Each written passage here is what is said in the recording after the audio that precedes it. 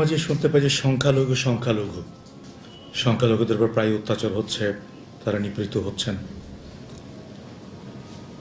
আমি বলতে পারি বাংলাদেশের মতো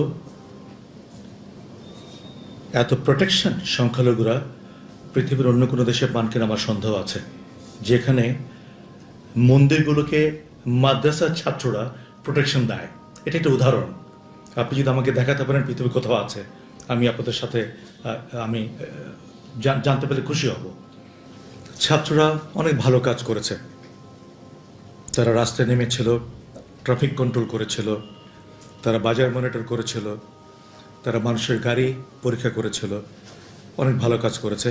এখন আমি বিশ্বাস করি যে তারা একটু সরে গেছেন এই দায়িত্বগুলো থেকে, যেহেতু পুলিশ রাস্তায় নেমেছেন, তাদের দায়িত্বগুলো বুঝে নিয়েছেন।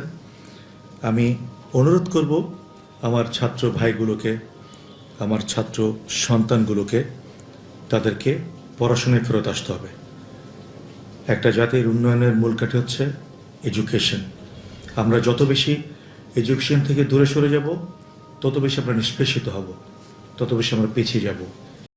পৃথিবীতে শিক্ষা ছাড়া উন্নতি করতে পারেনি।